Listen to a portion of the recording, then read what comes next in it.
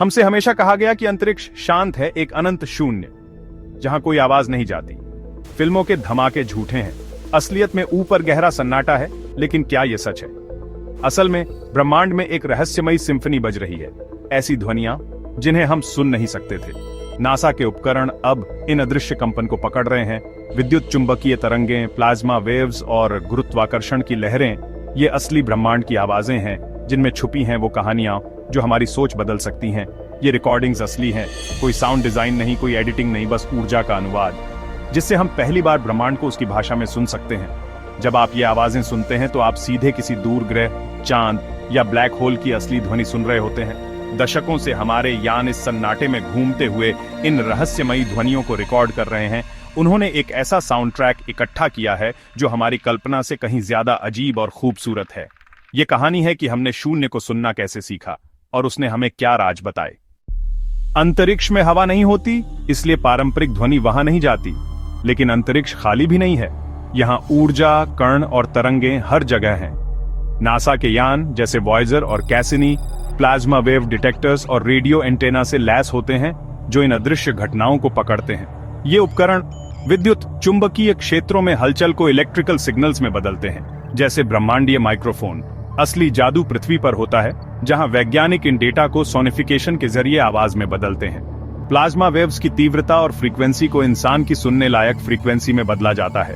अचानक संख्याओं का डेटा एक सुनने लायक अनुभव बन जाता है। हम ब्रह्मांड की छुपी हुई सिम्फनी सुन सकते हैं। ये कोई मनमानी प्रक्रिया नहीं, हर आवाज असली घटनाओं का सीधा अनुवाद है। बृहस्पति के तूफानों की रेडियो वेव्स तेज क्रैकल बन जाती है, शनि की गूंज एक रहस्यमयी धुन। अब हम सिर्फ ब्रह्मांड को देख नहीं रहे, हम उसकी आवाज भी सुन रहे हैं। वॉयेजर 1 और 2 1977 में लॉन्च हुए हमारे पहले इंटरस्टेलर दूत बने। इनका मिशन था ग्रहों की तस्वीरें और डेटा इकट्ठा करना, लेकिन इनके पास था प्लाज्मा वेव सबसिस्टम। वॉयेजर ने बृहस्पति के पास शक्तिशाली रेडियो सिग्नल पकड़े। जब इन्हें आवाज में बदला गया तो ये सीटी और क्रैकल्स में बदल गए। शनि के पास प्लाज्मा वेव्स और रिंग्स की बातचीत ने एक अजीब, बेचैन करने वाला साउंडस्केप बनाया। ये पहली बार था जब इंसान ने किसी दूसरे संसार की असली आवाज सुनी थी। बाद में कैसिनी यान शनि की कक्षा में पहुंचा और 13 साल तक उसकी आवाजें रिकॉर्ड करता रहा। कैसिनी ने शनि किलोमीट्रिक रेडिएशन रिकॉर्ड की, ऊपर नीचे उठती गिरती सीटी और चीखें, जैसे ग्रह खुद बोल रहा हो। ये रिकॉर्डिंग सिर्फ वैज्ञानिक डेटा नहीं, बल्कि हमारे अन्वेषण की ध्वनि स्मृतियां हैं। अब हम ग्रहों को सिर्फ देख नहीं सकते, उनकी ऊर्जा भरी धड़कन भी सुन सकते हैं। इन यानों ने हमें एक ऐसा ब्रह्मांड सुनाया जो हमारी कल्पना से कहीं ज्यादा अजीब और जीवंत है। शनि की रिंग्स सदियों से रहस्य रही है, लेकिन उसकी असली आवाजें शांत नहीं, बल्कि अजीब और बेचैन करने वाली है। कैसिनी और वॉयेजर की रिकॉर्डिंग्स में हाई पिच सीटी, लो फ्रीक्वेंसी ड्रोन और अचानक स्टैटिक की आवाजें मिलती हैं। ये आवाजें प्लाज्मा वेव्स और शनि के मैग्नेटिक फील्ड की जटिल बातचीत से बनती हैं।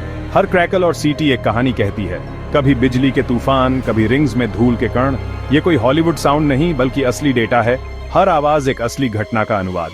ब्रह्मांड का अपना साउंड इंजीनियर है, फिजिक्स। बृहस्पति और अरुण की आवाजें भी इस कॉस्मिक कोरस में जुड़ती हैं। हर ग्रह की अपनी अलग ध्वनि है। इन आवाजों से हमें ग्रहों के वातावरण, मौसम और मैग्नेटिक फील्ड के बारे में नई जानकारी मिलती है। सुनना देख पाने से कहीं ज्यादा गहराई से ब्रह्मांड को समझने का तरीका है। ब्लैक होल, जहां कुछ भी नहीं बचता, वहां से आवाज कैसे आ सकती है? फिर भी 2022 में नासा ने ब्लैक होल की आवाज जारी की। ये रिकॉर्डिंग पर्सियस गैलेक्सी क्लस्टर से आई, जहां एक सुपर मैसिव ब्लैक होल है। वैज्ञानिकों ने वहां गैस में फैलती प्रेशर वेव्स देखी। असल में ये साउंड वेव्स थीं। इनकी फ्रीक्वेंसी इतनी कम थी कि इंसान सुन नहीं सकता, तो वैज्ञानिकों ने इन्हें ऊपर स्केल किया। नतीजा एक गहरी, डरावनी गूंज, जैसे ब्रह्मांड का सबसे बड़ा राक्षस दहाड़ रहा हो। यह आवाज ब्लैक होल को एक सैद्धांतिक चीज से असली, डरावनी हकीकत में बदल देती है। अब ब्लैक होल सिर्फ एक काला धब्बा नहीं, बल्कि एक गूंजता हुआ, ऊर्जा से भरा राक्षस है। यह आवाज ब्रह्मांड की हिंसा और विशालता की याद दिलाती है। पहली बार हम सिर्फ देख नहीं रहे, हम ब्रह्मांड के सबसे गहरे अंधकार को सुन भी रहे हैं। जब हम ब्रह्मांड की आवाजें सुनते हैं तो एक सवाल उठता है, क्या इनमें कोई संदेश छुपा है? सीटी जैसे प्रोजेक्ट्स दशकों से सुन रहे हैं, किसी पैटर्न या संकेत की तलाश में। ज्यादातर सिग्नल्स प्राकृतिक हैं, लेकिन कुछ में दोहराव या रिदम दिखती है। क्या ये कोड हो सकता है? कभी कभी ये पैटर्न हमें सोचने पर मजबूर करते हैं, क्या ये सिर्फ हमारी कल्पना है या कुछ और? पल्सर जैसे प्राकृतिक स्रोत भी एकदम नियमित सिग्नल भेजते हैं। पहले इन्हें एलियन समझा गया था। ब्रह्मांड खुद अद्भुत ऑर्डर और रिदम बना सकता है बिना किसी बुद्धिमान स्रोत के, फिर भी संभावना बनी रहती है। हमने अभी ब्रह्मांड का एक छोटा सा हिस्सा ही सुना है। जैसे जैसे तकनीक बढ़ेगी हम और बेहतर सुन पाएंगे, शायद कभी कोई अनोखा सिग्नल मिलेगा। हम सुनते रहेंगे इस सवाल के साथ, क्या इस विशाल शोरगुल वाले ब्रह्मांड में हम अकेले हैं? अंतरिक्ष की आवाजें सिर्फ डेटा नहीं बल्कि हमारे भीतर गहरे असर छोड़ती हैं। शनि की धुनें हमें विस्मय से भर देती हैं, जबकि ब्लैक होल की गूंज डर पैदा करती है।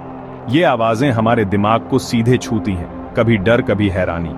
वैज्ञानिक अब जानने लगे हैं कि ये ध्वनियां हमारे दिमाग और भावनाओं पर कैसे असर डालती हैं। लो फ्रीक्वेंसी गूंज डर जगाती है, हाई पिच आवाजें बेचैनी।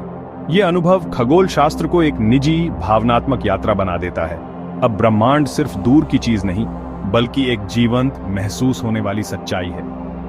मैं आपको आमंत्रित करता हूं, इन रिकॉर्डिंग्स को सुनें, आंखें बंद करें और महसूस करें कि ये आपको कैसा महसूस कराती है। ब्रह्मांड अपनी धुन गा रहा है, अब हम उसकी ऑडियंस हैं। उसकी आवाज आपको कैसा महसूस कराती है?